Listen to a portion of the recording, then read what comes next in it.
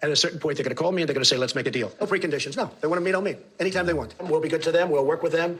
We'll help them in any way we can. But they can't have a nuclear weapon. We must also make a deal that allows Iran to thrive and prosper and take advantage of its enormous untapped potential. Does that sound like someone who doesn't want peace in the world? I don't care what anyone says, Donald Trump is not a warmonger to his credit. And he actually got a similar deal with the North Korean regime, which everyone was against. How dare you talk to your enemies and try to get some sort of peace? Trump would have made the world a safer place. I'm sorry, liberals, that you just have Trump derangement syndrome and you just hate Donald Trump no matter what he does. This weekend, of course, out of the Middle East, the revelation that Israel has killed Hezbollah, confirming its leader Hassan Nasrallah. NBC News confirmed just this morning that Israel used a U.S.-made 2,000-pound bomb in the strike that killed him. How do you expect Iran to respond, and how concerned are you that this could ultimately lead to a wider conflict between Israel and Iran, Senator? Well, I think if Nasrallah was still alive, the threat of a broader conflict is even higher. This is a guy who cheerfully said, death to America, death to Israel. Now, when you're a country and someone runs an organization that exists for the specific and defined purpose of destroying you, you have no choice but to treat that person as an enemy and to confront them likewise. This is the guy that spent years, cheering on suicide bombings that killed innocents, the kidnapping of Israelis. There are 60,000 Israelis right now who, for almost a year now, have had to leave their homes in northern Israel and are living in hotels in Tel Aviv, and their kids are going to school online in conference rooms because the group that Nasrallah headed, which is Hezbollah, was using anti-tank weapons, not guided long-range missiles, anti-tank weapons to target them and civilian infrastructure, so people had to leave. What country can have 60,000 people permanently displaced? And that's what this issue with Hezbollah is all about. Israel wants a 6 to 10 mile buffer between itself and Hezbollah, so they can't be using these shoulder-fired rockets to target cities and civilian communities, so people can move back to their homes. And Hezbollah refuses to pull back. It continues with those attacks. And so Israel has no choice but to defend itself. And so wiping out not just Nasrallah, but the senior leadership of this evil organization, I think is a service to humanity. This is how stupid the Middle East is. After Lebanon's just had their top leader assassinated, and they had their entire communication network compromised by the Israelis, and they put bombs in them, they're going to continue to shoot rockets at Israel. I don't care whatever country you're from, we wouldn't put up with that in the United States. But we don't know how far Israel's willing to go in this conflict. Lloyd Austin, our Secretary of Defense, said, we want a 21-day ceasefire so that negotiations can take place. I'm actually for that, because then we can try to de-escalate where we are right now. Because it appears at this point Hezbollah just doesn't care that you just assassinated their entire leadership. They're going to continue to shoot rockets at Israel. And their leaders, they're just going to replace them with somebody else. But I want people to stop dying. So I think a good place to start out is that 21-day ceasefire, so we can get the Israelis back into their homes in the northern part of Israel. But now Benjamin Netanyahu has found himself held hostage by the most extreme elements within his government. People within his own cabinet are saying they're willing to collapse the government if he even agrees to negotiations with Lebanon. So this is a horrible place to be in. Think Iran is going to retaliate? Well, I think Iran is constantly looking to hurt Israel, and they seem to be willing to fight to the last Hezbollah member or the last Shia militia member. Ultimately, that'll be Iran's decision to make. Their goal is to dominate that region. They seek to drive America out of the region and then destroy Israel. And so anytime the Iranian regime is on defense, it's good for the world, good for America, and good for Israel. It'll be up to the Iranians to decide what they're going to do, but I will tell you that I believe that they will find themselves in a very precarious situation if, in fact, they do escalate this on their part. What sucks about all this is the United States has been trying to get out of the Middle East, and then October 7th happened, so we had to come to the defense of Israel. So now Israel's at war with Hamas, and it's not going very well. They keep purging the parts of Gaza where Hamas is, and they just reconstitute because there's a bunch of pissed off civilians with Israel after they killed their family members. So it's just an endless cycle of violence. And Iran doesn't help because they fund the proxies that attack Israel because they see the state as illegitimate. So what is the United States going to do from here? Because he's alluding to, if Iran attacks Israel, the United States is going to join in. And the United States government doesn't want this? Again, we're trying to get out of the region. The Iranian leadership doesn't want this because that would be the end of them. But unfortunately, that means U.S. service members are going to be put in danger because of this. Let me ask you about former President Trump's policies as it relates to Iran. Just this week, he signaled he was open to potentially trying to strike a deal with Iran. Of course, he vowed to do that during his first administration when he ripped up the Iran nuclear deal, which did have guardrails to try to prevent Iran from developing a nuclear weapon. Trump said that didn't go far enough. He wanted a better deal. That's why he ripped it up. Take a listen to a little bit of what he had to say, Senator. At a certain point, they're going to call me and they're going to say, let's make a deal. No preconditions. No, they want to meet, I'll meet. Anytime they want. We'll be good to them. We'll work with them.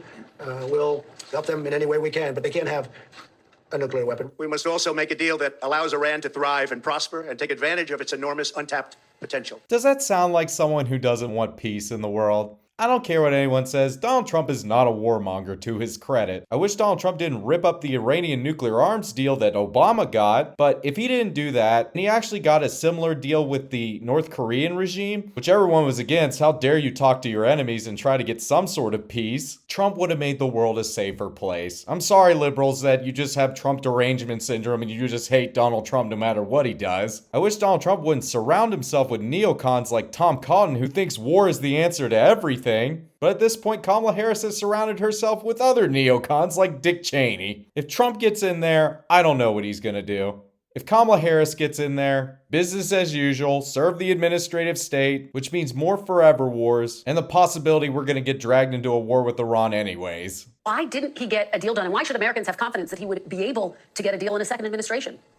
Well, he may not, because that's up to Iran. Look, if the Iranian regime tomorrow said, look, we're going to stop trying to become the regional power, we're going to stop our nuclear weapons, we're going to stop sponsoring terrorism, we're going to stop trying to kill you, which is what they're trying to do with Donald Trump, we're going to stop all of these things, theoretically, yeah, of course you could work something like that out. That's just, I think, unlikely, because that's the very driving mission and purpose of the regime. I think one of the things he says in that statement, which I think points to something very clearly, is the Iranian people are nothing like the regime. I know a few countries in the world whose leaders and its people are more different. The Iranian people are not seeking to be a regional hegemonic power. They're not seeking to sponsor terrorism. In fact, there's a lot of pressure inside of Iran among people, arguing with all the problems they have at home. Why are they spending all this money on Shia militias and terrorists and Hezbollah and helping Hamas and building terrorist networks in the West Bank? So ideally, that's the world we'd love to live in. And if that opportunity presents itself, who wouldn't take it? I wish U.S. politicians like Senator Marco Rubio would take their own advice. It's not like our infrastructure needs work. We get a C- from the American civil engineers. But no, we have to agree with the neocons and go project our power on the rest of the world. How can you go out and tell the rest of the world how to run their societies when your own backyard isn't even cleaned up? Iran has been supplying Russia with weapons in its war against Ukraine, including drones, including short-range ballistic missiles.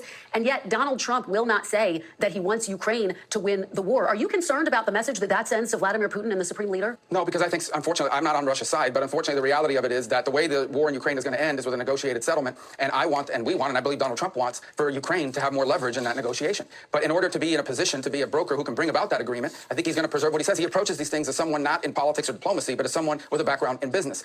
It's not going to be easy to do, but at least there's a defined goal. The Biden administration has not defined what victory means in Ukraine. They have not defined this is what victory looks like. And if you press them, they will tell you what I have just said to you, which is the way this conflict ultimately ends is with a negotiation. And so I don't know why we can't just say that. And we hope that when that time comes, there is more leverage on the Ukrainian side than on the Russian side. The Ukrainians are massively outnumbered, and I don't think the Russians have actually put their back into it at this point. And the reason Donald Trump won't answer the question that, do you want Ukraine to win the war? Because he's trying to appear as an honest arbiter of this. But the Biden administration can't articulate what victory looks like. Is victory simply just degrading the Russian military and just getting as many people killed until the Russians give up? The North Vietnamese strategy, if you will? And the biggest fear for the people in Europe is Russia just changed the borders in Europe through force. There was a peace deal on the table when Ukraine had a lot more leverage after Ukraine had a counteroffensive and it looked like they were doing really well in the war. But that got blown up by Boris Johnson. So all those people had to die for something that was just going to be a negotiated settlement at the end of the day. Their fear is if Russia decides to be more expansionist and attacks a NATO country, challenging Article 5. Seems like to me Russia had enough problems dealing with Ukraine, and you think they want to take on all of NATO, which would endanger the world.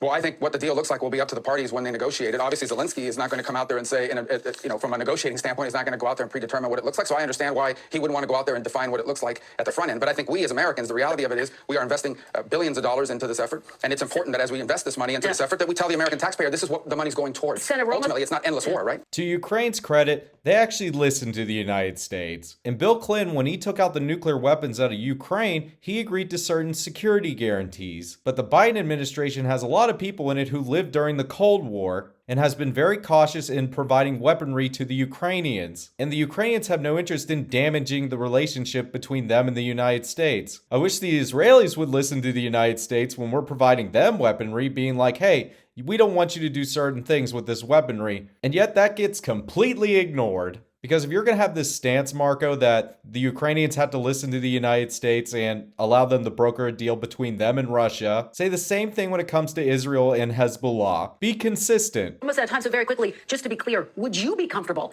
accepting the current lines of demarcation as Senator Vance seems to be?